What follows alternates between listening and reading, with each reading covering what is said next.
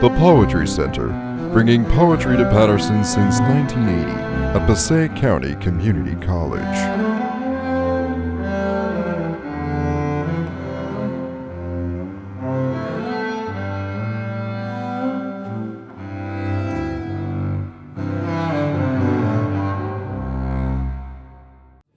All right, everyone, we're almost ready to start. If you take your seats, if you're signing up for the open reading, sign up and please put your town and county, because the state wants us to keep a record of everybody and where they come from. Okay, we're going to start in a minute. If you haven't already signed up for the open reading, sign up. Today, we're very pleased to welcome Dante Di Stefano and Martina Espada as our readers. Dante will read first, Monty will read second, and then after we'll have you're able to get your book signed, their book signed if you buy a book, and I'm sure they'd be happy to sign them for you. Meanwhile, there are cookies and there's coffee and juice over there, so help yourself. But I'm going to start now, if I have everybody here who is going to be here. I'm missing a few people, but anyway, I guess they'll show up eventually. I want to say that one of the reasons we're able to have these readings is because the New Jersey State Council on the Arts supports us. And that's a big, major factor of why we're able to have such wonderful poets come here to read. I think many of you know that I'm retiring as of March 1st. Of course, I'll be sticking my nose into everything, but I am retiring as of March 1st. So a new person will be taking over. Thank you, darling. Christine Redmond Bordighera. Stand up, Dolly, stand up. Will be taking over as the director of the Poetry Center, and I'm going to put her right to work helping me with judging the Paterson Prize for Books for Young People, and also the Paterson Poetry Prize. So that's the first thing we're going to be doing together, even before I retire. And then you're going to see me here, because we're not supposed to come in the building after we retire. They'll have to tie me down. There's no way. Anyway, so you'll see me. I can be in the audience. I'm going to argue that being in the audience is not the same as working. So I am going to come to the readings, and I'll see you all there, I hope. And I want to see that the Poetry Center doesn't die and keeps going and keeps building and is stronger than ever. Anyway, today I'm very pleased to welcome Dante Di Stefano. He was my PhD student at Binghamton University, and I love him as I love all of my students, but Dante has a special place in my heart, I have to say. Dante is the author of 5 poetry collections and a chapbook, including most recently the book-length poem, The Widowing Radiance, from Bordighera Press in 2025. His writing has appeared in the American Poetry Review, Best American Poetry 2018, Poem a Day, Prairie Schooner, The Writer's Chronicle, and everywhere. He has won the Auburn Witness Poetry Prize, the Manchester Poetry Prize UK, the Thayer Fellowship in the Arts, and many more awards. He co-edited the anthology, his wonderful anthology, Misrepresented People, which was published at New York Quarterly in 2018. He teaches high school English in Endicott, New York, and lives in Endwell, New York, with his wife, Christina. Her daughter, I love the names of your kids. Their daughters, Luciana, their son, Dante Jr., and their golden doodle, Sunny. I will say that Dante is not afraid of the truth.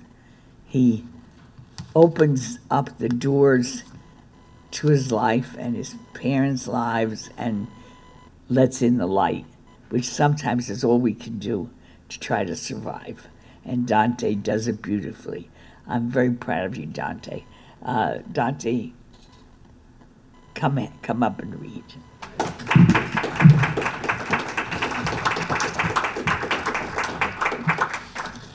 It's nice to be here, everybody. And thank you, Maria. I wouldn't be here. I can say this as many other poets and writers can say. I wouldn't be here. I wouldn't have written any of the books I wrote. I wouldn't be the person who I became if not for Maria Mazziotti Gillen. She was one of my greatest teachers, and she was the teacher that I most aspire to be like as a person, because she's so genuine, she is so hardworking, and she does so much for other people. She's so giving.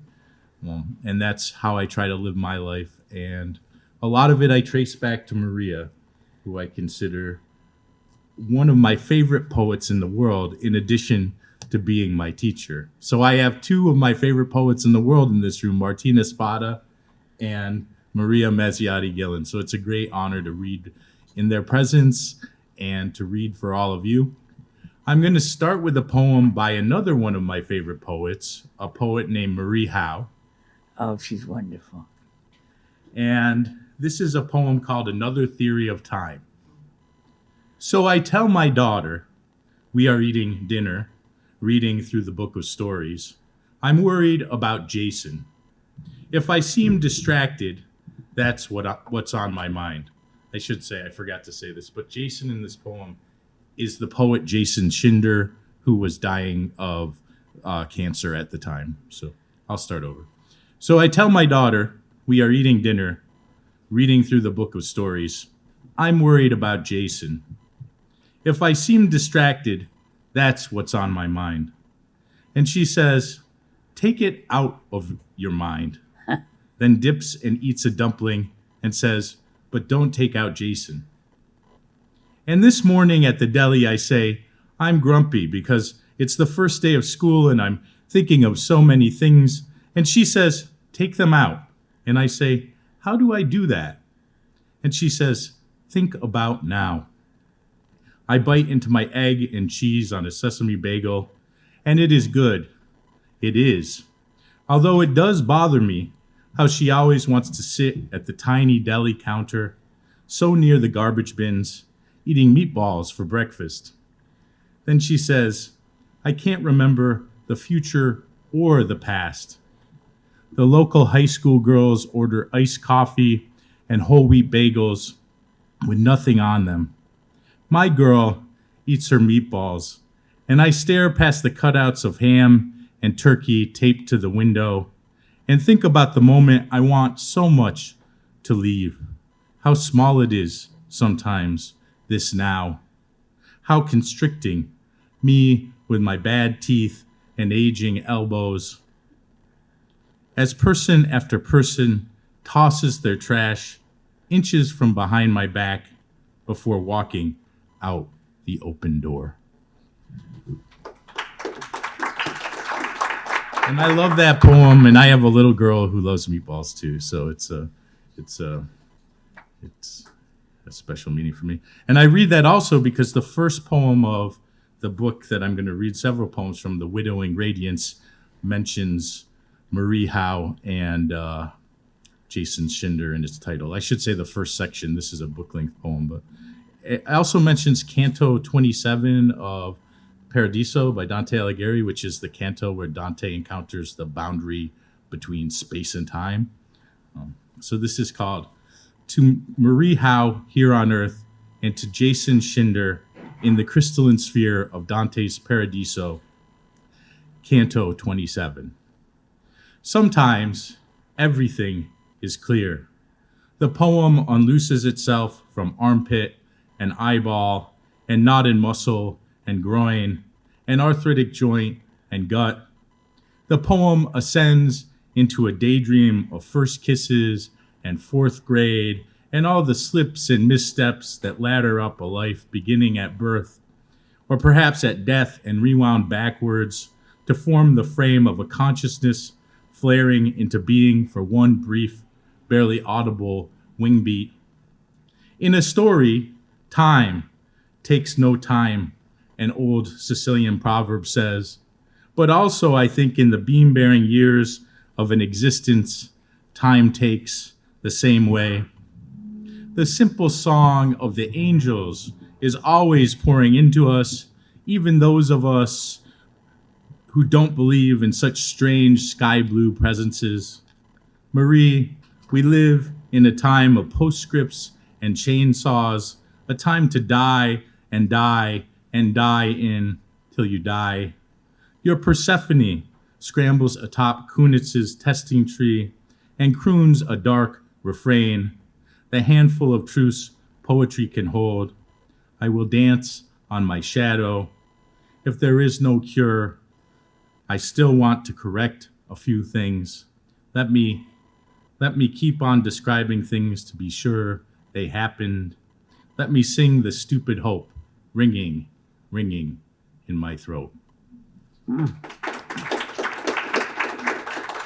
I also want to thank Mike for doing the audio visual tonight and Cynthia in the back for selling books and for coordinating all of this. So thank you for your efforts on behalf of the Poetry Center.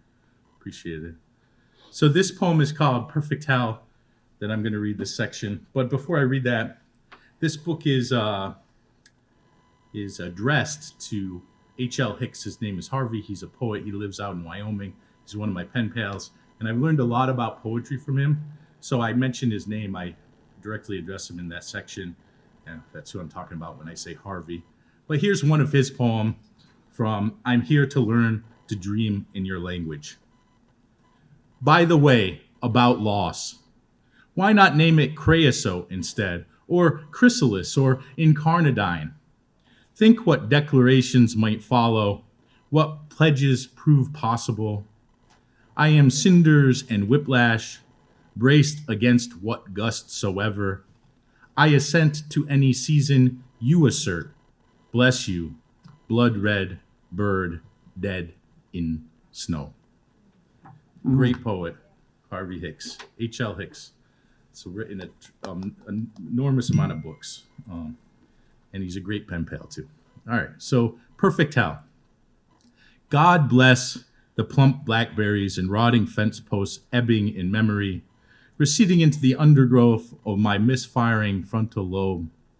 I find myself more and more like that line of yours, Harvey, like a dove's breast sliced in two by a boy's knife.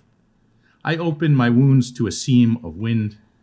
I am the boy and the dove and the knife and the wound and the wind that catches the sail of a stanza and pulls taut the canvas of unsaying.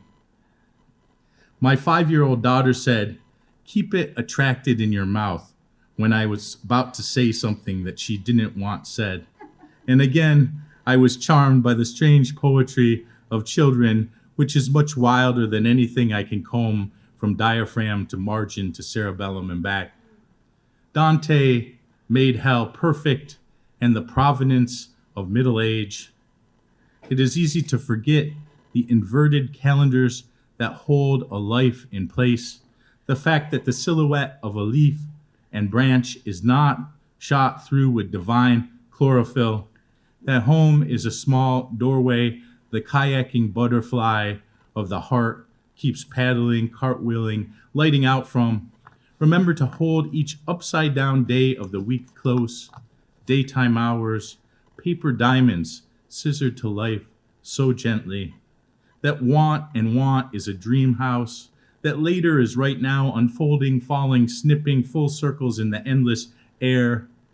Remember the little beings afoot in the half moon of your home keep calling you to a fullness beyond mere unsaying and silence. like when your 5-year-old said on a blustery 13th of the month, "Let's go outside and adore the wind," like here in this section's last line.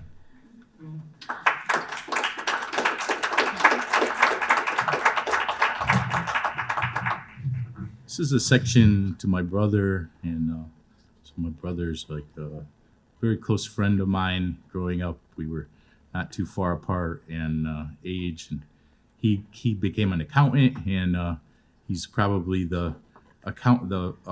he's probably attended the most poetry readings of any accountant in America. So he's a good guy. He always comes see me read. So this is to my brother. Brother is such a close word, a rabbit word, a ghost word, a throat word, a word of blood and root and cell and stem shot through concrete, an agree word, a word belonging to toad and gnat alike, a dog word, a mitochondrial word, a rivering outdoor word, a toehold near the summit. Damon, I feel like I'm always arbitraging with the past and the future, each poem world with the fingerprint smudging a Ken Griffey Jr. rookie card in a cigar box from Grandpa's house, and holding out the halogen light of some final hospital room I hopefully won't find myself in before my last breath pines across the waters into a purple, the shade of Mom's dresses when we lived in the army green apartment house in Schenectady. Our bunk bed, a rowboat we steered each night as Mom and Dad fought or made love in the next room. I wish I could remember what we talked about all those nights before fading off into chiaroscuro slumbers, the aquatics of sleep usurping our separate common futures. What illusory, brindled beast rise there in the shadows. I want to think we discussed the shades of perennials in grandmother's flower beds, but I'm sure our talk was more delinquent and innocent, imbued with the nightlights of baseball diamonds and the smell of fresh-cut grass caroming through chain-link fences from park to lawn to side street to Ave, and back through the bitter cul-de-sacs of the suburban dark, back to me dreaming you, into a poem where you are holding your newborn daughter in a photograph with big mountains looming behind you, into your niece and nephew, pretending you live in our attic as they shout Uncle Damon at the ceiling fan, and I repeat the refrain, brother is such a far word, an orbital word, a train of stars from the hem of night, a word that wrestles other words to the ground in front of a Denny's at 2 a.m.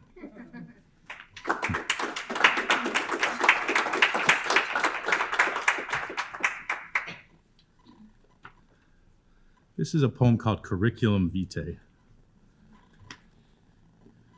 When I was young, I wrote a long poem about a shopping cart overturned in the Susquehanna River, and I called it a psalm. And I can still recall the sunlight in that poem and how the muddy green water eddied through it and how time slowed down as I waded through its shallows. I think there was an angel in it, one of Blake's, dancing on the rusty right front wheel, pointing to the invisible moon orbiting the distant planet of all the poetry I would one day commit to paper and windpipe and atmosphere and intestine and aching knucklebone. And now, in middle age, I don't know if the sun rises or sets in my poems, but I know it is there, way out beyond the overpass, and I'm here at the edge of the desolate parking lot where stray cart and mud and snow commingle, and God is in the chain link and the streetlight wires that hopscotch my view of the horizon. And I believe that one day when I'm gone, sparrowing deep underground, I'll still be spiraling in the center of my lines, voyaging along the turnpikes of verbs, enjammed in black and white, constellated in ink on a page, syllabled to life.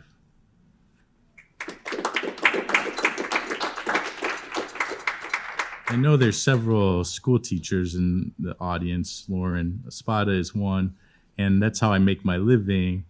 And there's others.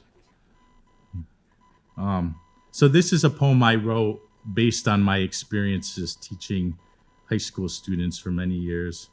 And there's one student that I mentioned who was a really tough kid, and her father was incarcerated, and her best friend got high and drowned in the river when she was in 9th grade.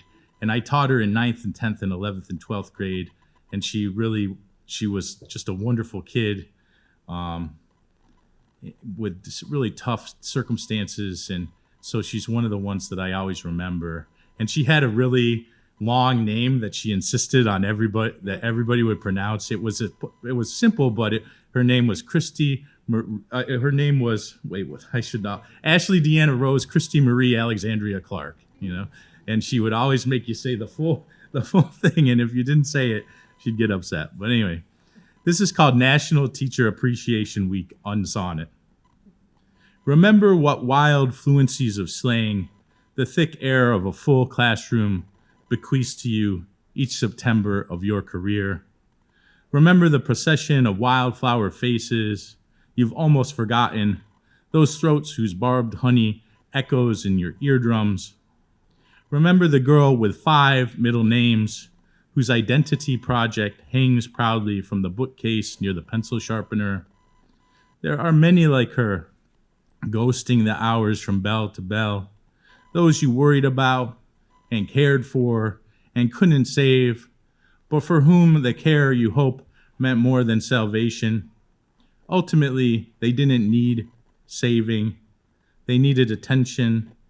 The way you grow a seedling of a sound into a poem made of simple words and strange ones, rising sugared from the gut to light the brain. Words like river and rain and daughter and wife and son and love and petrichor and chant and the name of a former student turned into a prayer just beyond memory. Ashley Deanna Rose, Christy Marie, Alexandria Clark, may you hold this, the beauty of your profession, between thumb and fingers, like a pencil, like diamond, like a dandelion puff in the wind. And she went on to become a successful real estate agent in Syracuse, New York, so she did good. All right. And she'll probably never read that poem, but all right. So every school year I start the year by teaching a poem from Maria's Growing Up Italian, which I'm sure many of you in the audience know that poem very well. It's a beautiful poem, and it really connects with 10th graders' experience of the world because it's a poem about feeling like an outsider and trying to fit in. And in some ways, that's the story of all teenagers' lives, and sometimes it's the story of all our lives the whole way through. But, I have a lot of immigrant students that I've had in the past several years, so they really respond to Maria's, dramatization of what it was like, not dramatization, I say embodiment of what it was like to be an Italian-American first-generation immigrant.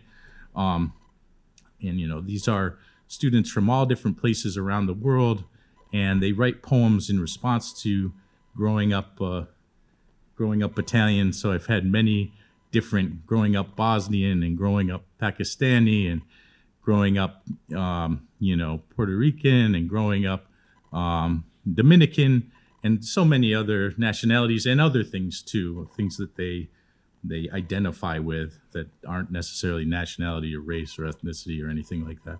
But anyway, this year I had a kid who she wrote a poem, and it's called Growing Up Dominican. I want to read it for you. I sent it to Maria. Maria's going to publish it in Paterson Literary Review. So the girl who once was published in St. Anthony's Messenger is now, publishing a young lady for the first time in Paterson Literary Review. So it's a kind of a full circle thing. And, these kids, they read this poem, which is such a deep exploration of identity and which goes over the course of a lifetime, and it really unlocks something in them. So There's some Spanish words in here. Hopefully I won't mispronounce them too badly, but I'm not, I'll do the best I can. Growing Up Dominican. This is by Nicole Hernandez, 15 years old. My childhood was bachata, busting out of colmados, and 25 pesos for a fistful of candy. It was dominoes slammed against a wobbly plastic table. It was me and my cousins running up and down El Barrio, neglecting our scraped knees in fear of being teased, laughing, frowning, laughing once again. A harmonious tune, an island so small yet so full of life, more than any other land. I learned to dance before I learned to say my own name.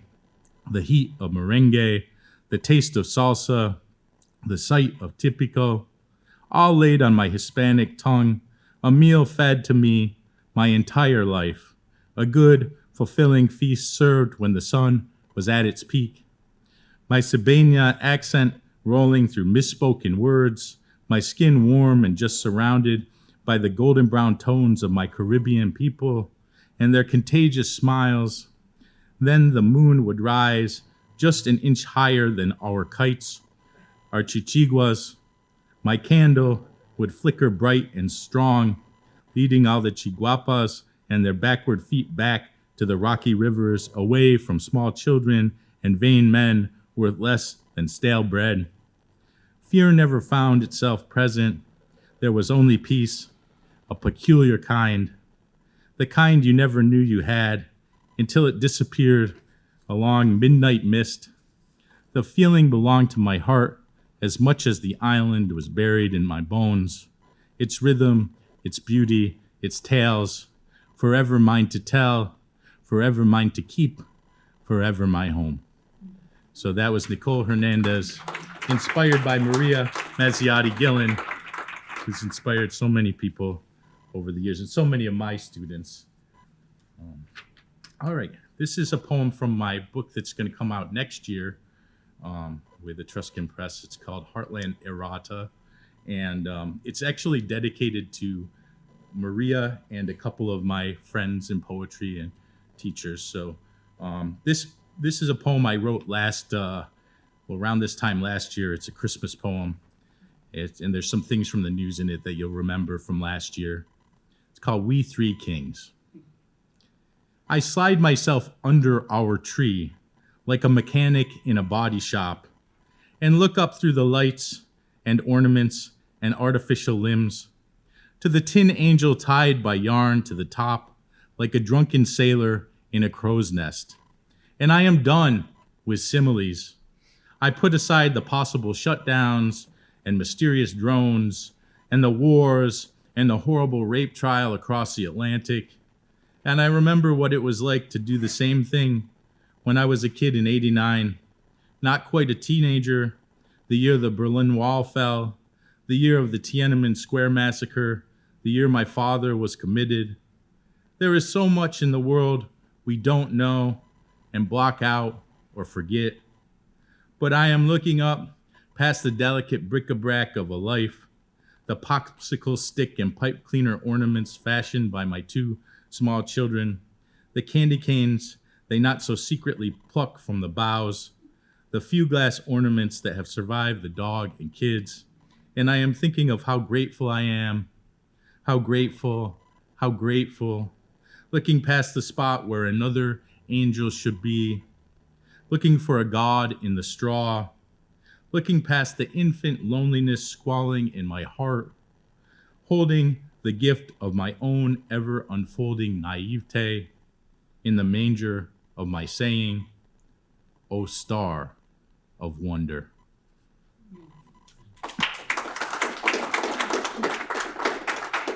I also want to thank all the people that attended the workshop. It was an incredible experience for me, and I really enjoyed it, so thank you. And thank you to Martine. It's a real honor to read with you. This is a poem called, again, from the new book, Self-Portrait as a Maria Mazziotti Gillen poem.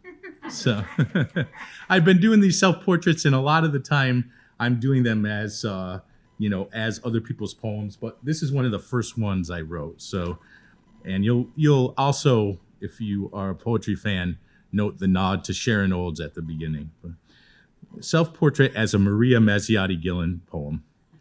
I go back to June 1948, inside a black and white photograph of my father and his parents sitting on a stoop in the old neighborhood.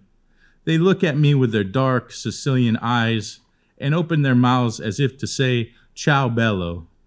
But when they do, marigolds and sunlight tumble out, and I know I am dreaming, or perhaps I'm in a version of the afterlife composed entirely of questions and the soil of untended gardens, ghosting the ache in my knuckles.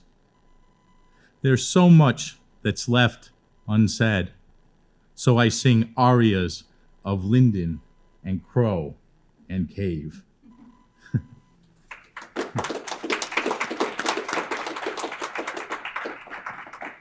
And I started with a poem called Another Theory of Time by Marie Howe, who won the Pulitzer Prize. I'm going to end with a poem by a New Jersey poet who didn't win any prizes. Well, he won a Hopwood Award, which is a big prize at the University of Michigan. And he studied with Donald Hall and Robert Hayden. But then he became a technical writer here in New Jersey and raised some kids. I don't know, maybe some of you know him. His name is Joe Salerno. Oh, yeah. And Maria knows him. But anyway, I have a 4-year-old son. And the best part of my day is putting him to bed. And I read him some books. And then I say to him, "Good night, you beautiful boy." And he's laying in bed. And he says to me, "Good night, you beautiful man." And then and then he goes to bed. So that's like what heaven is, I think, if there is such a thing. But anyway, this poem by Joe Salerno is about his own 4-year-old son, and it's called The Invention of Immortality. I had just turned to go when you called me back into your room, the lamp of velvety glow beside the bed. "I love you," you said to me, the words strangely stark and serious in their familiar setting, and leaning over you, your small face at 4.5, just blossoming into boyishness, you reached up and drew me down with such a frightening hug into your pillow, whispering, "Even when I'm dead, I'll love you." Thank you for your time. I appreciate it. Thank you, Dante. That was wonderful. Our next poet is Martin Espada. I have a very short bio for you. I don't know why, but anyway, that's what I've got. His new book of poems from Knopf is called Jailbreak of Sparrows. I love the titles of your books always. They're so amazing. Jailbreak of Sparrows. His previous book of poems, Floaters, won the National Book Award. He has received the Ruth Lilly Prize, Poetry Prize, the Shelley Memorial Award, a Lestra Bordighera Fellowship, and a Guggenheim Fellowship. He teaches at the University of Massachusetts Amherst. And I'll say about Martin that his poems are so raw and honest, so much speaking for people who don't have a voice to speak for themselves. They're poems of protest. They're poems of love, loving the world, loving other people, loving his wonderful Lord.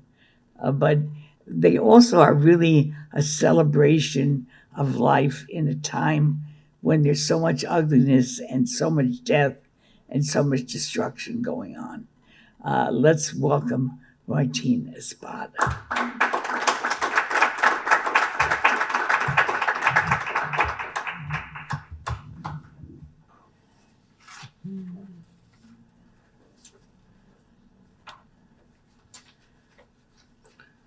Buenas tardes. That was much better.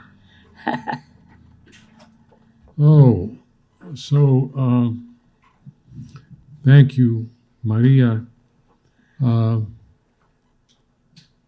I did my first reading for this series 34 years ago,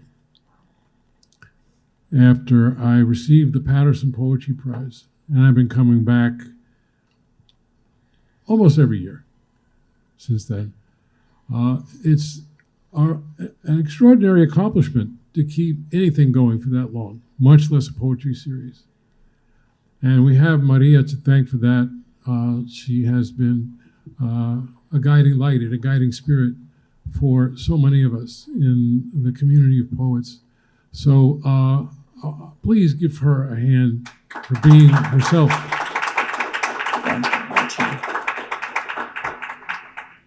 And let's also thank Dante, a poet with a poet's name. Let's give him a hand. Right. It's the perfect poet's name. And thank you also to Cynthia Vagang for the work that she has done to make this all happen. Finally, I want to thank Lauren, who many of you know because you're actually related to her. Brought half her family. And there she is, in case you were wondering, for those of you who are not acquainted with Lauren. Lauren is, I'm fond of saying, present on every page of every book I write. In the case of Jailbreak of Sparrows, it's literally true.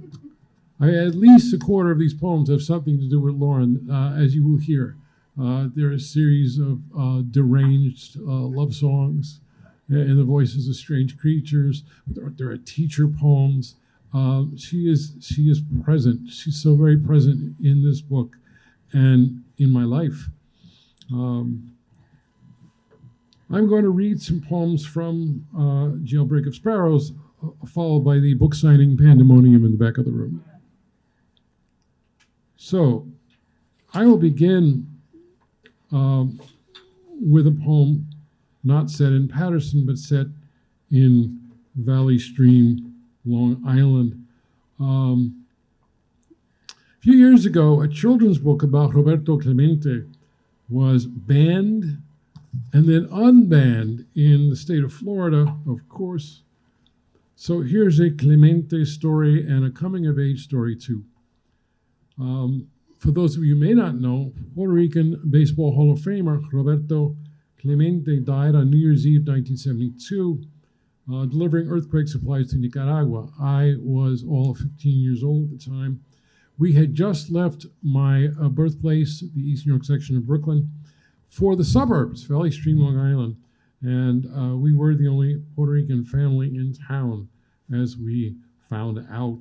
So this first poem is called Big Bird Died for Your Sins.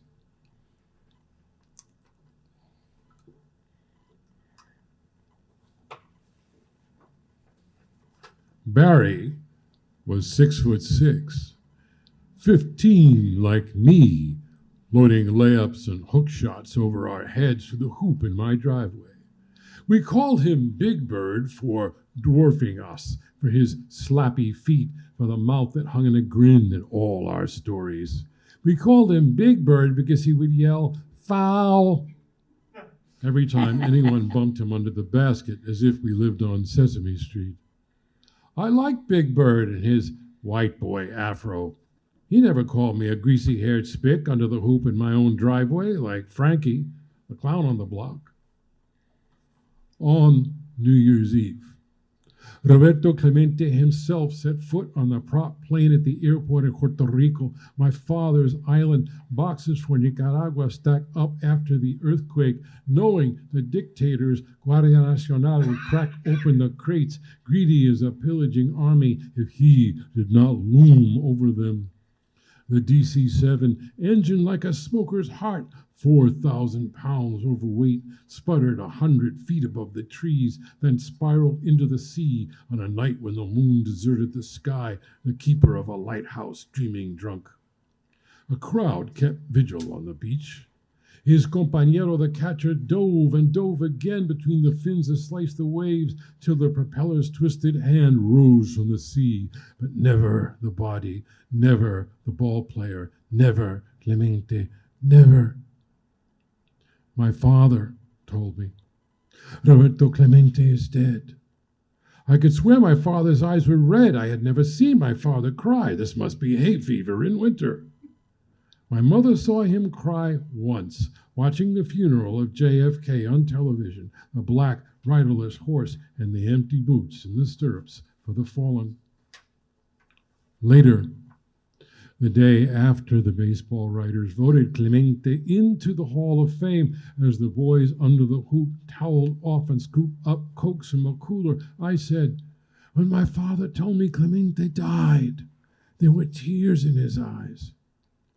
No one said anything, not even Frankie the clown. Big Bird stopped grinning. Big Bird was thinking. The whine in his voice was gone when he finally said, they only did that because he was Puerto Rican. They only did that because he was black. There was once an episode on Sesame Street where Luisa Maria taught Big Bird about the meaning of death, how we all die one day, and his yellow head drooped heavy as a sunflower. I feel sad, he said. I could have rolled the numbers out like the dice in my Stratomatic baseball board game. 317 lifetime average, 414 in the 1971 series, 3,000 hits, 12 Gold Gloves, the only walk-off inside the park grand slam in baseball history. I could have called on the spirit of a dead ball player to flood the screens in their heads with the leap and stab of the ball against the wall in right field to save the no-hitter, the bark of the ball of his bat that fractured a pitcher's leg. I said nothing. I never said anything, even when Frankie would croon his favorite song in my face, Spicka Spooka. The other boys would bathe in it.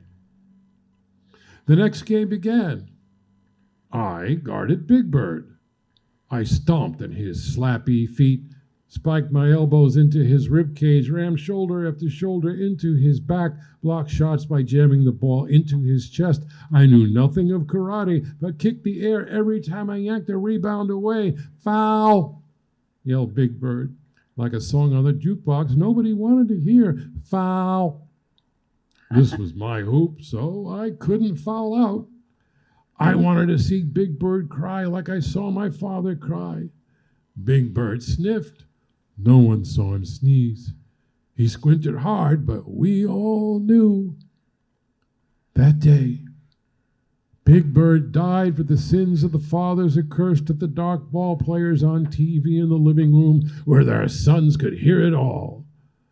I had a vision of Big Bird rising above the palm trees, igniting in the air like a feathery piñata, too close to the spark of a cigarette, crashing into the sea, the sharks feasting on yellow feathers, Luis and Maria on Sesame Street explaining the meaning of a puppet's death as the nation mourned.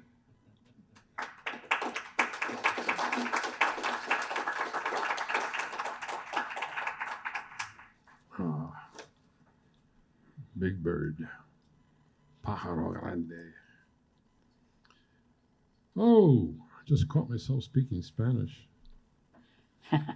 You may have missed it, but English is now, by executive order, the official language of the United States for the very first time. This cultural aggression, however, is nothing new and has consequences for Latinos. My father, Francisco Luis Espada, Frank Espada, was a community organizer, a documentary photographer, a leader, maybe the leader of the Puerto Rican community in the 1960s and 1970s in New York City. But my father had a shameful secret, and one day I found out what it was. This poem is called The Monster in the Lake. A city boy, I always wanted to go fishing. The Di Filippo brothers brought me to a secret lake where we cast our lines into the dark, the barbed lures spinning. I snagged a monster in the lake. I fought the monster and my reel jammed, one of the Di Filippo brothers said. That's not a fish. We waded into the water and dragged a rusty box spring on shore, festooned with the lures of failed fishermen. We plucked them off the coils and dragged it back. Whenever we went fishing, we would have more treasures to collect. Late that night, I felt the monster swimming beneath my feet. I walked down to the basement and saw my father hunched over a table in his white t-shirt and boxers. He flinched as if I caught him whispering on the phone to a woman who was not my mother. "What are you doing?" I asked. I saw the pages of a Spanish dictionary and a legal pad where he had copied down the meaning of the words in longhand. "I'm learning Spanish," he confessed. My father, the rabble-rouser with the bullhorn, my father, the Puerto Rican who spoke for other Puerto Ricans in the papers, my father who left his island at age 11 and kissed the runway when he flew home at age 38, my father who had the Spanish slapped from his mouth like a dangling cigarette by teachers and coaches in the city where I grew up, could feel his Puerto Rican tongue shriveling, coated with gravel, drained of words. I left him alone in the basement, riddled with the hooks no one else could see.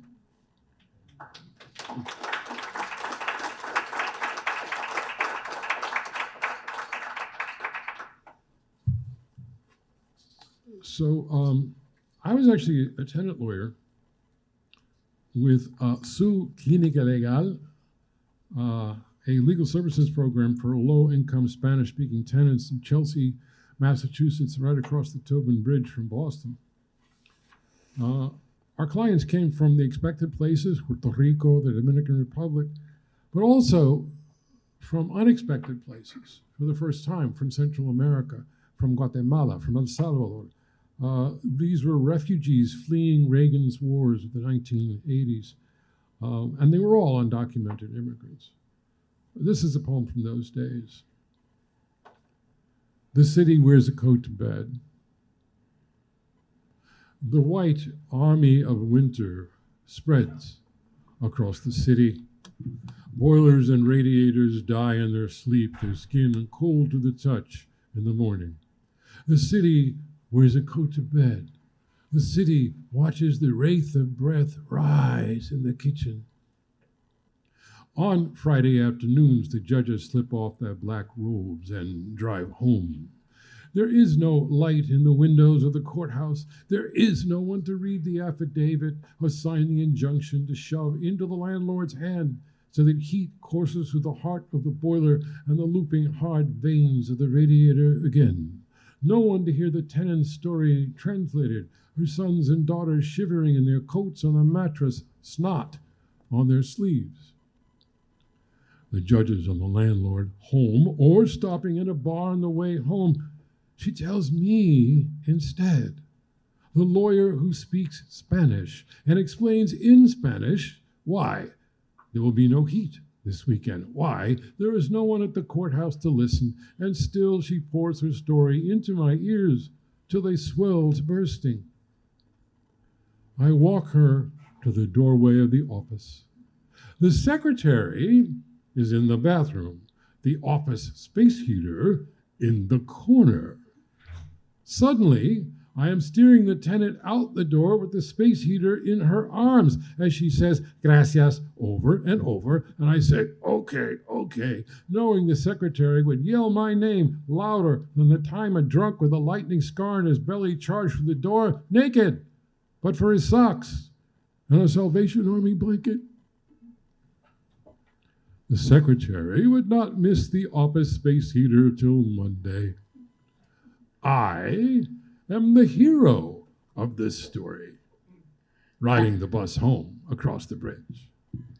Till I remember the words I should have said about the glowing coils too close to the mattress, how every week another fire rolls the smoldering wraith of winter through the bedroom as sons and daughters sleep, how every week EMTs tuck white sheets over bodies dead as a landlord's boiler. I will dream with eyes open of windows, the coils of space heaters and the coils of mattresses glowing in every window.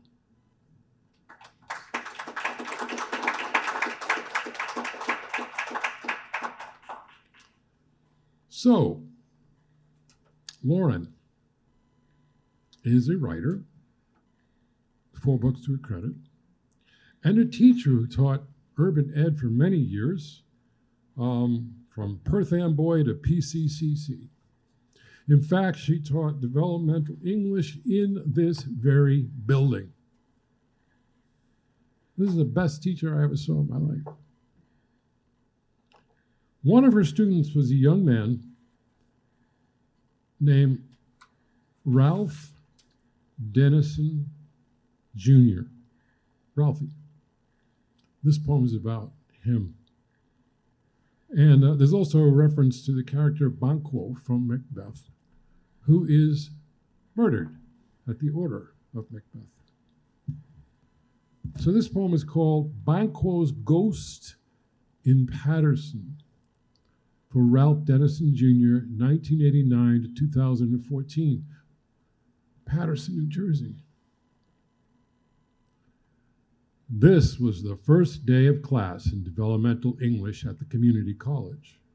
Your marker squeaked across the board, jolting the students at 8 a.m. What are your hopes for this course? What are your concerns in this course? Ralphie wrote in his notebook, I want to major in business management. I want to open a soul food restaurant in Paterson with my sister. I am afraid I won't finish the semester. Sometimes I make bad choices. When he handed you the page torn from the other pages, you saw all the letters swirl in cursive, as if from a fountain pen, the way he signed his name, the striding R in Ralphie. One morning at 8 a.m., he sat in the second row and giggled at every word, the fumes of weed steaming from his body. The studious girl in the first row, just here from Lebanon, twisted around to say, Ralphie, you stink. You told Ralphie to leave, and so he left, apologizing as he bumped into desk after desk on the way out. He was 24, up all night, a street festival in his brain. Ralphie found you one night in your basement office where the floor leaked seepage between the tiles from the bathroom next door. I'm in trouble, he said. Not trouble like the row of F's in the grade book open on your desk. Not trouble for all the classes he missed. I've been talking to the police, and the other gang knows, he said. Ralphie kept repeating like the chorus of a song bouncing in his head till he could write it down. I'm in trouble, I'm in trouble, I'm in trouble. A week later, Ralphie stopped talking. A bullet split the braids he tucked behind his ear. Another informer faced down in the gravel on Rosa Parks Boulevard. His sister told the papers. He was trying to turn over a new leaf, but her words bled out into the gravel. The city was not keen for a man just out after 18 months in prison for sale of drugs in a schoolyard. No one said a word about Ralphie in developmental English. They raised hands to ask about the chapter on sentence structure. The girl in the first row from Lebanon said at last, this is what happens here. We have to move on. His chair in the second row sat empty at 8 a.m. for the rest of the year. You saw Ralphie sitting there without a word. Banquo's ghost in Paterson, his assassin shouting, never shake thy gory locks at me. His classmates hearing nothing. You saw the cursive letters no one teaches anymore. The perfect R in Ralphie.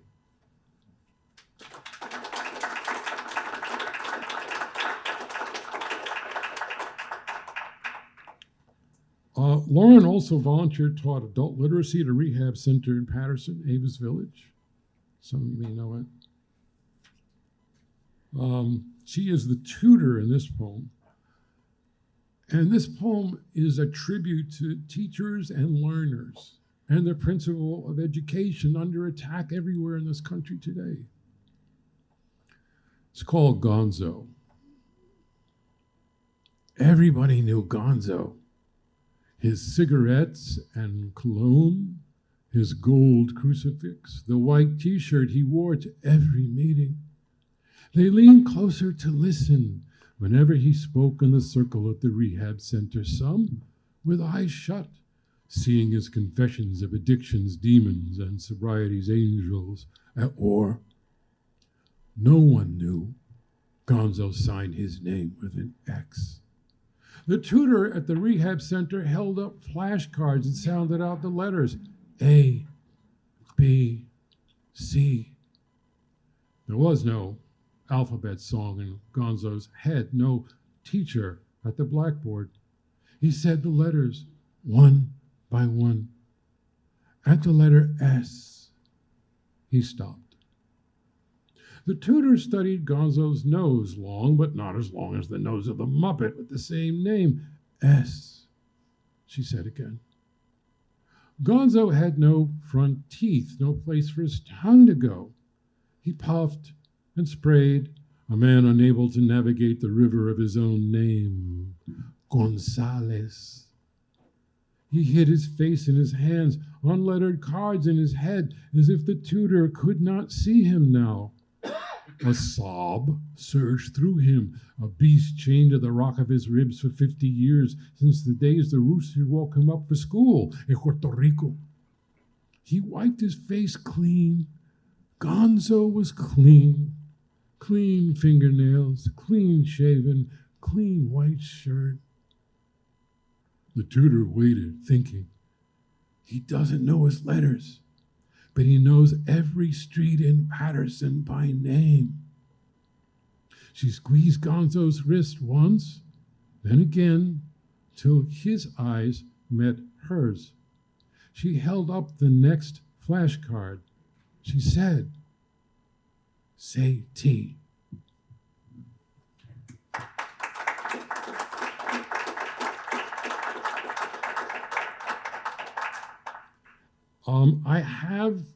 I must confess, been writing love songs to Lauren in the voices of weird, strange creatures. This love song I'm going to read next is based on a prompt from Lauren. And it's frankly disgusting. So if you don't like it, feel free to blame her. But here it is. Love song of the disembodied head in a jar.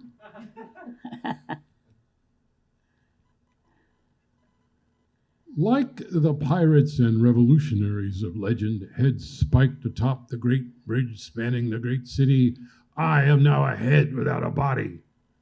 Maybe the body ran away while I was sleeping, slamming headless into walls and doors. Maybe my body flew away, flapping arms, liberated until a zap of telephone wires. You love me even if I am nothing but a disembodied head in a jar. You take me everywhere, buying an extra ticket to the movies and propping the jar in your lap so I can see the screen. Hauling me to our favorite pizza joint on the boardwalk for 2 slices on a paper plate that I can no longer chew or swallow. You yell at anyone who stares too long at my head, rotating slowly in a soup of formaldehyde, and defiantly smooch the jar in their presence. We hustle dollars at the county fair. The crowds press close to shriek when I blink at them, to gape astonished when I sing, I'm forever blowing bubbles. The bubbles rising from my nose and mouth, my hair swaying like seaweed. You take care of me. You dump beard shampoo into my jar as if you were feeding fish. You read to me from bad novels and we snicker together. You leave me on your night table so my floating face is all you see when your alarm goes off to wake you in the morning. Good morning, my love, you say. But how could you love me? I am a disembodied head in a jar, I cry, and my tears disappear in the soupy liquid where I live. You are always patient when I ask. You explain, as if talking to a Pomeranian, that you loved me when my body was so wide I would snap wooden chairs in half by leaning back. You loved me when my body was so lean my skin would hang like wax dripping from a tall candle. You loved me when my body was so broad 2 satchels dangled from the rack of my shoulders as I bounded up the stairs of the train station to see you. You loved me when my body was so spindly the sheets in the hospital mummified me as if fresh from the sarcophagus. Now you love me when my head swims laps all day, and you kiss my lips pressed up against the glass with a loud smack. Today, my head sits in a jar atop the piano in the dining room, where the poets eating arroz con pollo at our table can toast me with their wine, where the washing machine repairman can tell us he had a cousin like that, where I can warble my love song of the disembodied head for you. I'm forever blowing bubbles, the only song I can remember, as you play along on the piano and my head turns slowly to the music.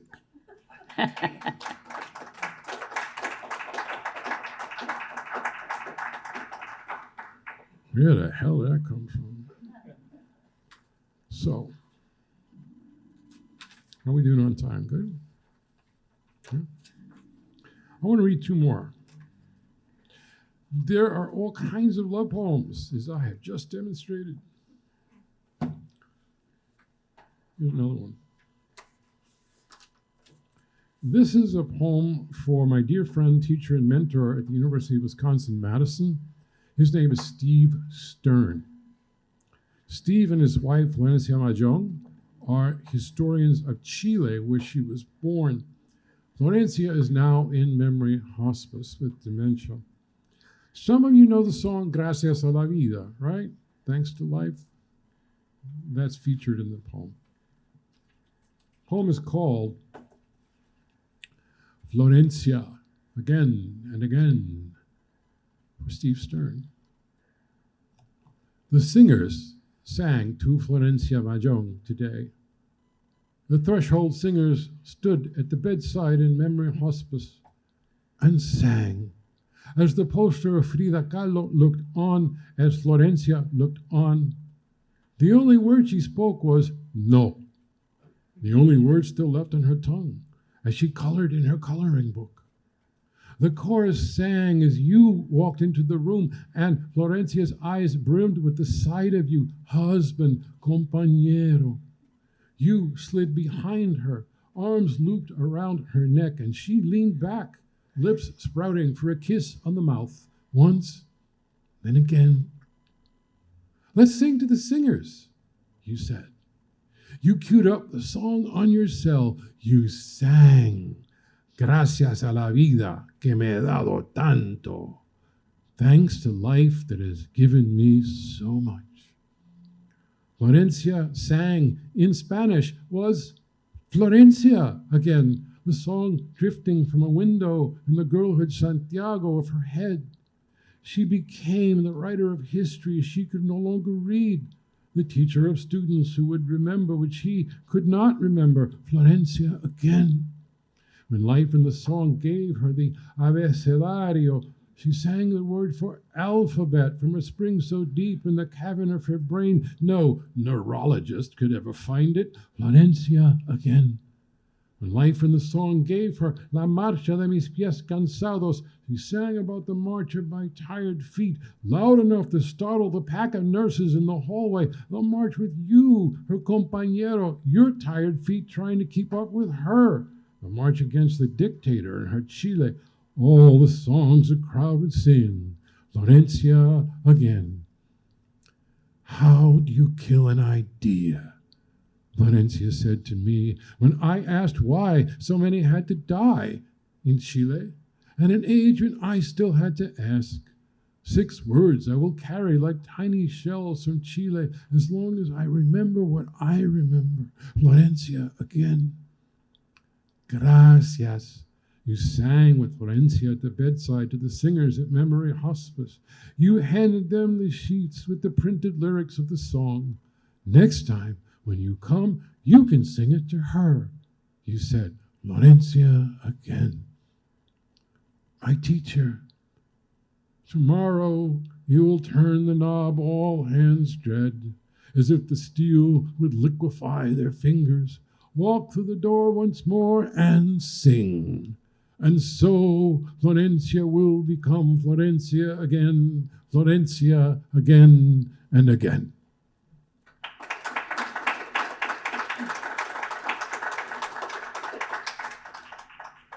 And I'll finish with this poem. I want to thank you all for listening. Dante and I will be back there signing books. Come say hello. At least I think that's the way it's supposed to work.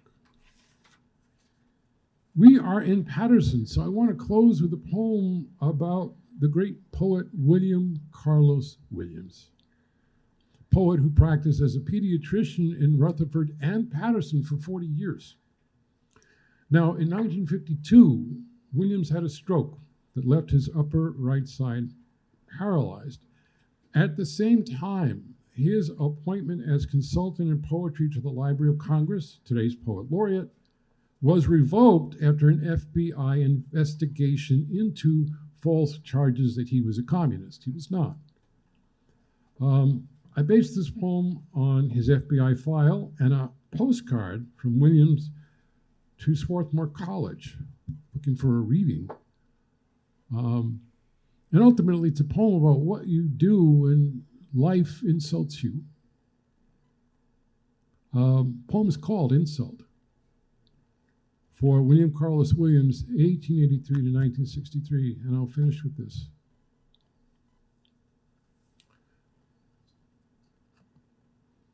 Stroke.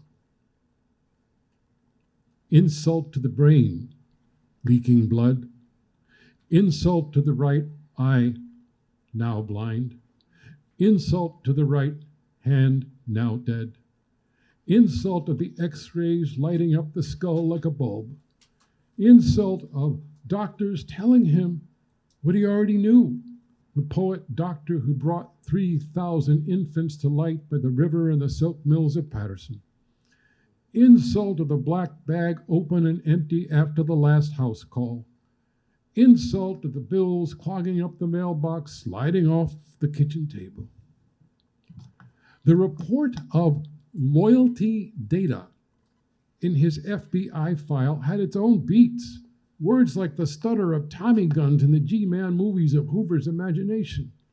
Chairman of the local committee for medical help to Loyalist Spain. State Committee of the New Jersey Civil Liberties Union, American Committee for Protection of Foreign-Born, Free Speech Rally Wednesday at Carnegie Hall for the Hollywood 10, New Masses, Partisan Review. A friend told the G-Men his charitable nature would explain his membership in doubtful organizations. The radio demagogue railed about the poet who jumped on the I Love Russia trolley and stayed aboard for the ride. The G-Men interrogated the chief of police, the editor of the newspaper in his hometown, his neighbors on Ridge Road. The appointment as consultant in poetry to the Library of Congress melted away, delay after delay, the poet waiting for word as if lost again in the labyrinth of hospitals. May 1953. The poet glanced at the white sheet in the typewriter, the blank calendar on the wall, nowhere but ice to plant his feet, nowhere but ice to fall. He struck the keys left-handed, one finger at a time, cursing all the typos and the strike-throughs, not for a poem, but a gig, tapping out the signals at sea to Swarthmore College, to whom it may concern. Since hearing from the man charged with securing XXXX speakers for coming events, I have mislaid his name and don't XX know how to establish communication with him. There is, I am told, a Professor Hoffman on your English faculty who might be able to help me. I would appreciate X, other means failing being put in contact with him. Thank you. He left the letter E at the end of whom. He could not turn that wanderer away. At the foot of the postcard, he carved his name in poet's ink, left-handed, the tall W in William, the hunchback C in Carlos, the shaky W in Williams. One man speaking poems, one man walking on a cane, one man sitting down. 2 years later, from his insulted brain would swim the words, "It is difficult to get the news from poems, yet men die miserably every day for lack of what is found there." The doctor knew about the strokes to come, that his brain would one day stop speaking to his body like furious lovers sleepless back to back. The poet knew about the wrong hand wrapping the keys, one eye burning all night, the typos, the strike-throughs, the curses, the gig, the poem, the poem, the poem. Muchas gracias. Thank you very much.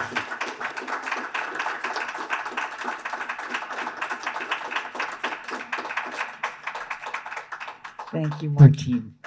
It was a privilege to hear these two wonderful writers, and I hope that you'll both go out to the cafeteria and sit at a table so that people who want you to sign their books can have you sign their books out there.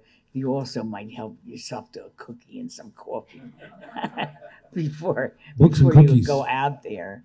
And so you can sign outside. People can line up to have their books signed. And then, Cynthia, would you bring me the sheet for the open reading?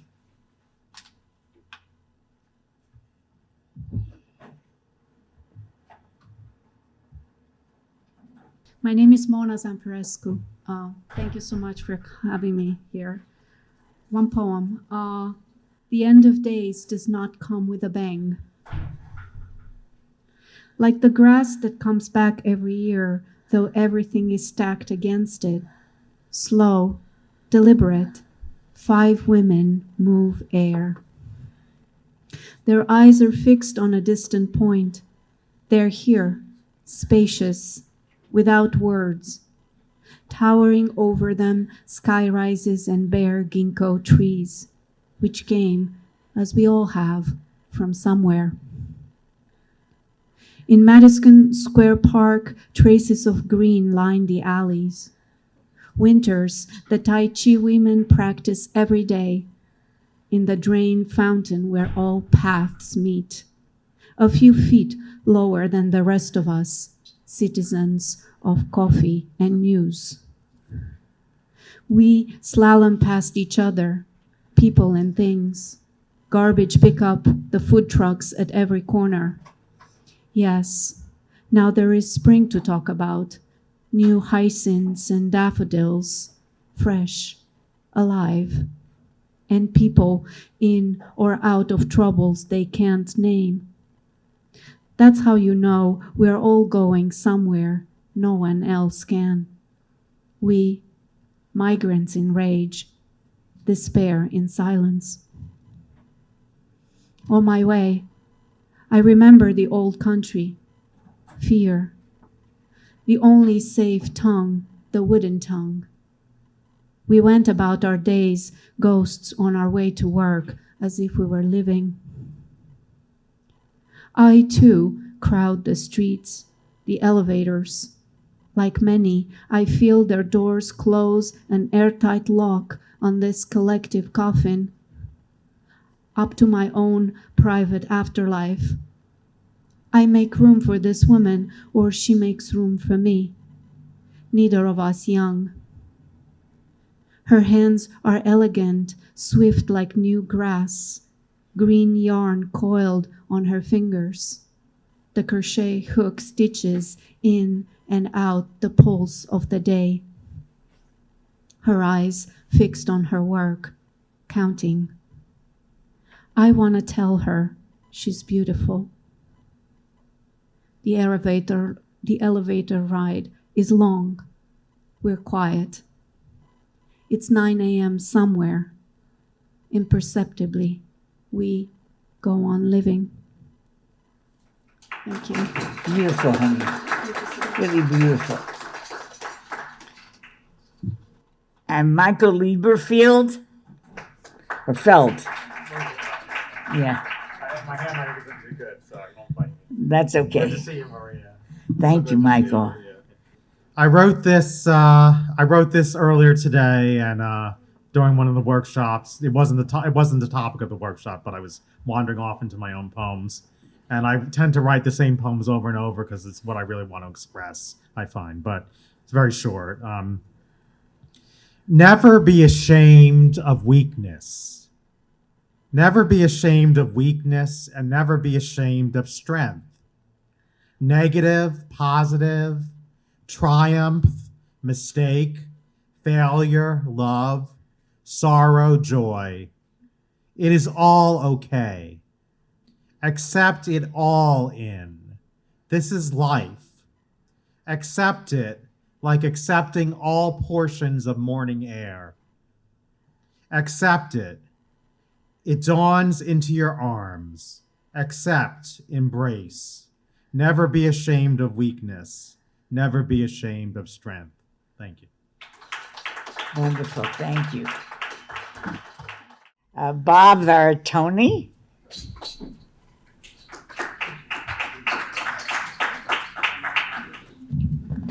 Thank you, Maria. And thank you, Cynthia, in the back.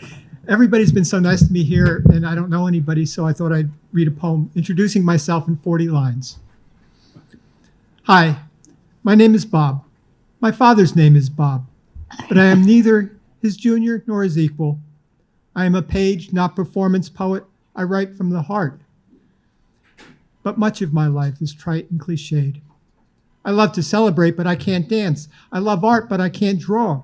I love music, but I can't sing. I gave up on my boyhood accordion, but try to play my nonna's inherited violin. I play easy piano songs. I once ran the New York City Marathon virtually during COVID. I am polite in museum crowds in front of every Van Gogh. I once stood alone in front of the Pietà in Rome. I have an alliterative love for photography, poetry, and penguins. I have an irrational love for redheads, Mr. Met, and New York. I revolve around a distaff pentagonal sun, my wife, 2 daughters, sisters, and mom, grounded by the grave gravitational memories of my father and his Italian parents. I believe baseball is better than football. Unlike Vince Lombardi, I don't believe winning is the only thing. Like Crash Davis, and despite all evidence to the contrary, I believe Lee Harvey Oswald acted alone. 3 favorite books: The Great Gatsby, To Kill a Mockingbird, The Adventures of Sherlock Holmes.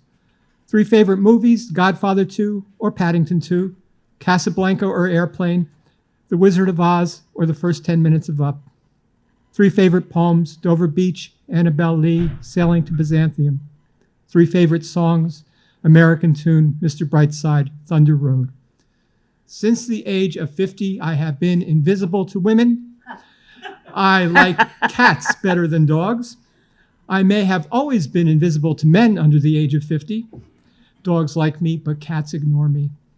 I once wrote an unpublished novel, and I've always collected discarded coins. Like my nono, I believe both contain magic. What I have written, what I have hoarded. You have my admiration if you have no entitlements. If you are an outcast, if you write well, you have my love. If you are kind to others, if you laugh easily, if you write well. Finally, I sign this self-portrait, proclaiming eternity to be as unfathomable to me as heaven, and believing earth to abide a pantheon of false gods.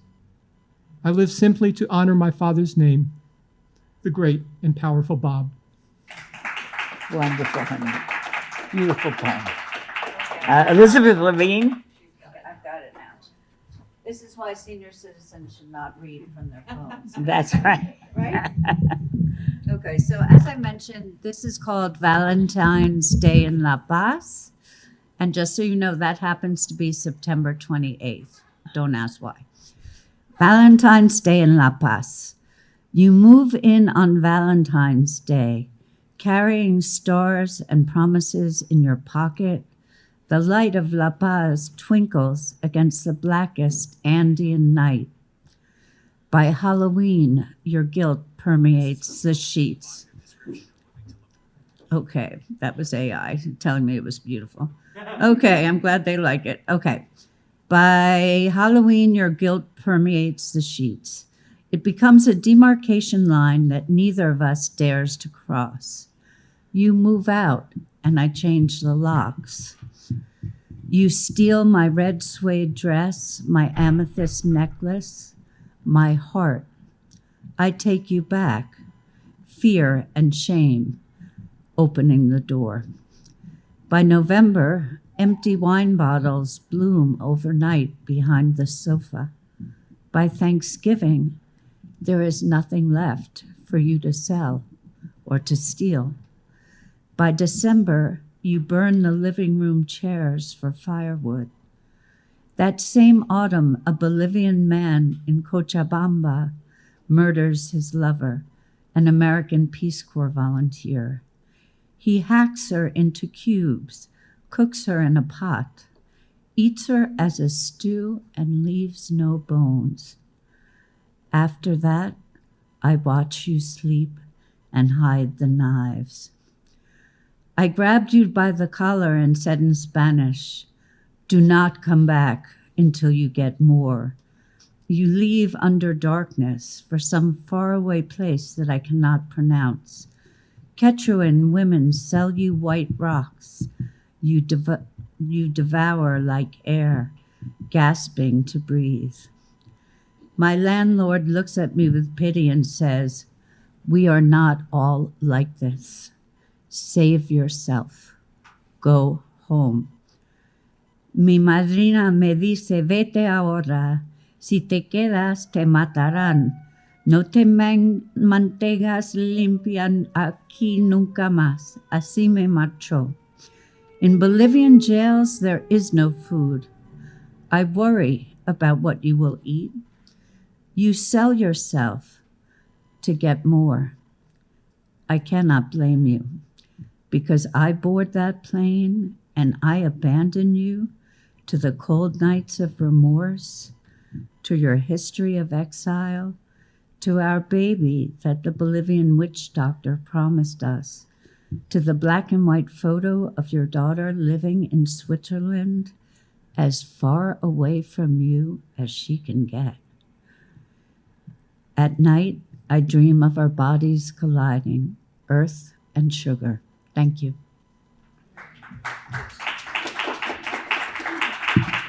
Tara Temprano, congratulations on winning. I voted for it. Thank you. I am short.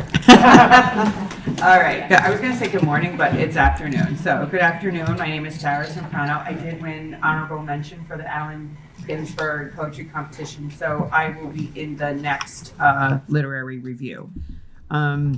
This poem I wrote, and incidentally, when Elizabeth was talking about food, this is kind of about food, but a little bit different. It's called Paella Tradition. The recipe for paella is simple. Seafood, chorizo, saffron, rice. Fry the seafood in the skillet. When the edges turn pink, it's time to take it out. Hot water filled to the brim of the arborio rice. The R's rolled off my nanny's tongue with such grace I hardly noticed when she sprinkled saffron threads, red and delicate, into it. When it turns yellow, it's done. She could tell you with her nose in the air. She didn't need a timer or a recipe written down. She inherently knew. The hot skillet sits waiting for the chorizo, my favorite part. Slice it in half and fry it on both sides. 2 minutes on each. It's time to flip it. I can still hear her angelic voice. She's next to me smiling. She's not in the ground. She's not absent. You will be a wife and a mother someday and pass this on. It's too bad breast cancer robbed me of the privilege of bearing children. You take out the pan, the one with the meandering Spanish words etched on the sides, spilling over to the inside. Red, yellow, and all shades of blue flowers dance along the inside of the bowl. flirting with the ingredients that glide with little effort like the water trickling down from the waterfall. You must combine everything and bake it so the bottom almost burns. Why is that? It is the way my mother taught me. We carry this from Spain, from my ancestors, from our ancestors. I remember her. I remember paella. And despite my hollow womb, the sweet smell of paprika and the burnt socorat transports me to that moment, the moment when rice, seafood, and chorizo becomes paella. I remember her brown apron with daisies affixed and tied around her waist. We would sit there in the kitchen, slurp the seafood, the shrimp, the lobster, and especially chorizo. But above all, when you cook paella, remember the love. That is what makes it special. That is what alters the dish into an experience. Thank you. Wonderful, honey. Beautiful poem. Rick Vinar.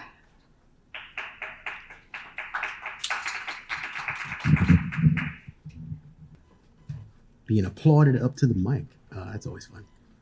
This wrote in workshop today. I work as a reentry counselor in college and prison program. And it's a very strange place because all these different systems converge in one place, and your students are inevitably at the center of it.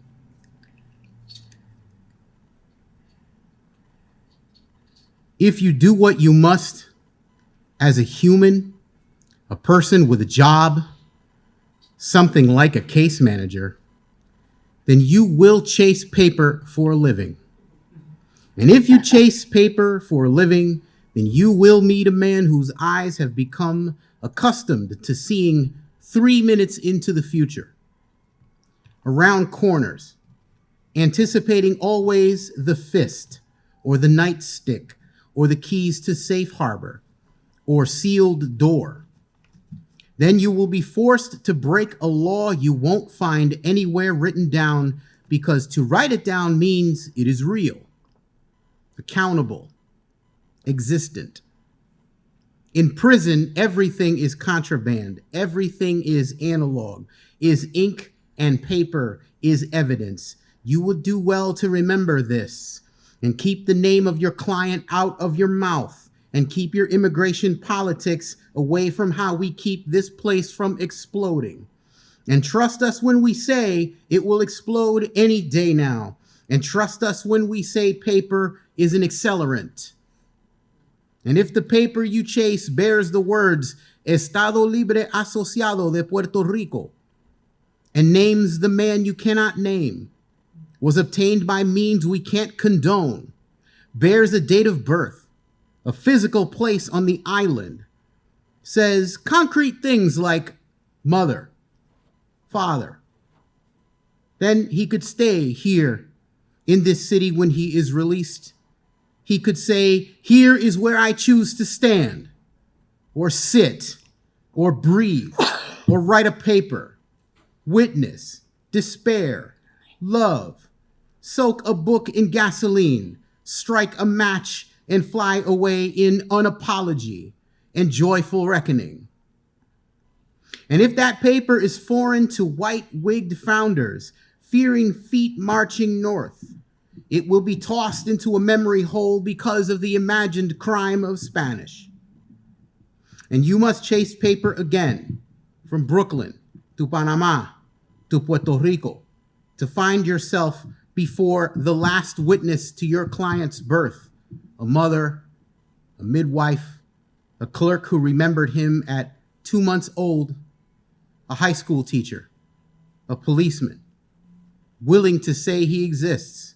And if you manage to gather the story and put it on paper, and if the ears who choose to hear it choose to believe it, and if paper chases paper to the courthouse and back, and if you promise to keep the story to yourself, to rouse no rabble, to burn no trash between here and here, then your client can stay and speak for himself and chase the paper he needs to get a job. Wonderful. Okay, go ahead, dear. All right, thank you. Give me the chance to read something. This is also a teacher poem. I noticed that a lot of others, the two featured, had written some poems about teaching, etc. So here is mine. When I ask the students how they're doing, I don't mean to test their language skills. On the first day of registration, the students trickle in and I think, will this be our last year? Will we even make the year with Trump's cuts? I know how little he cares about immigrants, especially ones from poor countries who live in poor cities like this one, where we meet twice a week. Sirens screech outside our window and fluorescent bulbs shine like searchlights above our heads. They used to call it English for the foreign-born. Now it's just adult ed, grant-funded and free for anyone with proper IDs. By the second week of class, we're almost full, like in the heydays of long waiting list. Everyone wanted free English, even if it meant coming to class after a hard day's work. Now when they come in, I can't stop thinking about the ICE raids I've seen on clickbait or in the papers or a couple of times right here on Main Street, as if what I've seen or read were coming attractions to horror films I'd never watch, not real life, their lives. When I ask them how they are, they say, okay, fine, or bueno, and I think that must be true because of their IDs. Without them, they'd be handcuffed, maybe taken back to their countries that haven't been home for years, or homes transformed by violence and fear. I'm glad we're in this well-lit room with its white board, dry markers, and me, who has seen so many students come and go as I try to translate what pictures can't. They laugh at their attempts to sound like natives, repeating words like sheep and ship, cautiously pronouncing sheet, which they think sounds exactly like shit. English is still the gold star they desire, maybe even more than their children do. Years ago, my colleague used to reprimand her students when they slipped into their native tongues. She'd make them put coins into a piggy bank for each non-English word they spoke. Speak English was our mantra then, as if such magic happened when students crossed the threshold of our room. We used to begin each class with the Pledge of Allegiance, then salute the little flag that hung beside the chalkboard. I don't do that anymore. I just ask them how they are. A few don't say anything, but there's always one who nods and answers for the rest. But I know they're okay and will be as long as they're in this room, and anyone who barges in on us will have me to face. Thanks. Wonderful. Okay, Lisa Banta. So this is a poem about my childhood, and I called it Setting the Table.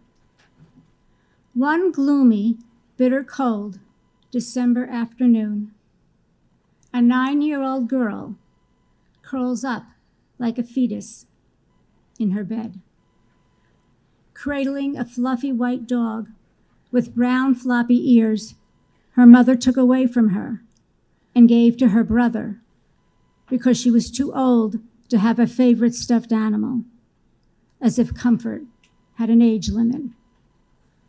She watches the hands on the clock, counting the seconds, tick, tick, tick, until she is to set the table. At 12:30, her father had instructed, take out the luncheon plates, fold the napkins, arrange the silverware, and put out the food platters, rolls, desserts, drinks, on the table in the dining room. She completes her tasks, a heavy burden on her small shoulders, her grief invisible, years of silent pain she has learned to hide. As the clock strikes 1, she places the last plate, sits on the living room couch, clutches her beloved dog to her young chest, and waits for the doorbell to welcome the mourners to the table she has set for her mother's funeral. Wonderful. Okay, I see a few other poets here. Christine, did you want to read? I don't have anything with me, but thank you. I'm not fast right now. Yeah, thank you. Okay, and how about you, Lauren? Would you like to read something? Yay!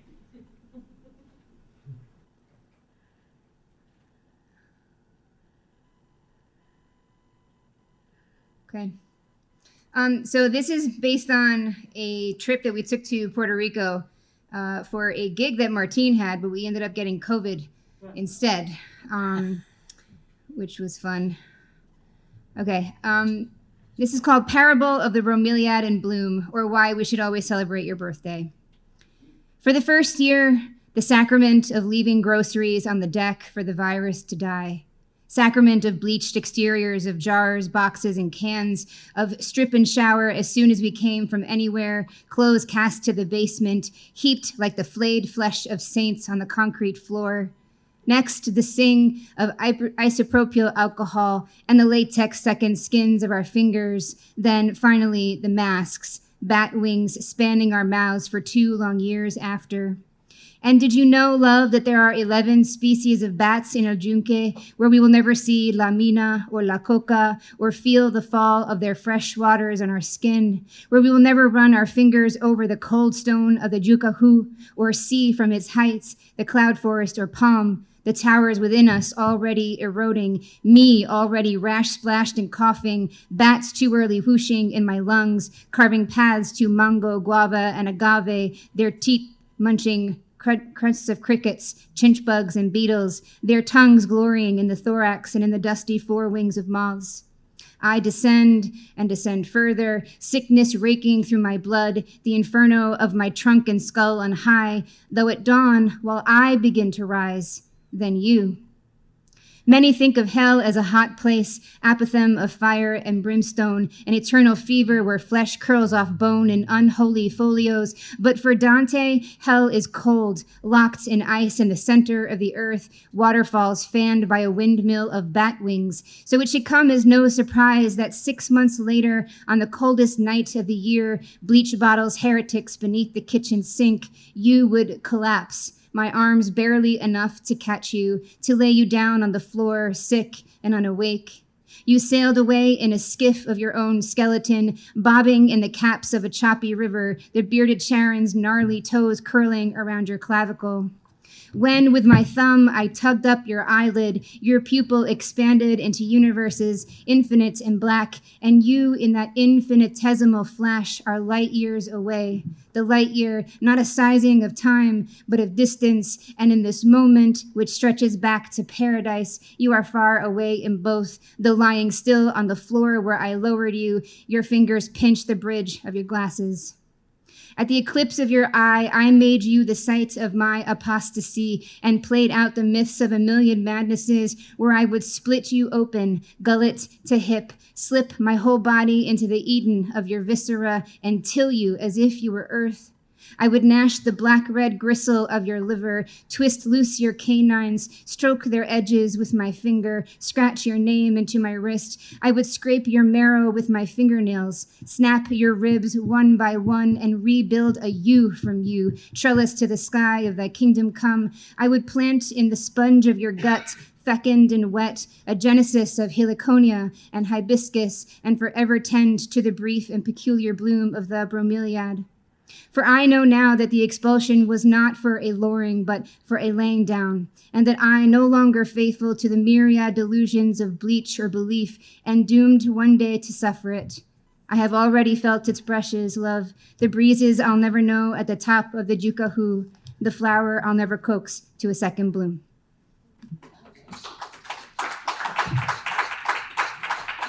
I want to thank everyone who read in the open reading, and I want to thank our 2 wonderful readers, Dante Di Stefano and Martina Espada. Thank you all for being here. It's a kind of a bleak day, so your words make me feel happy. And I love how poetry is a way of saving us and making us feel more alive and more connected to the world.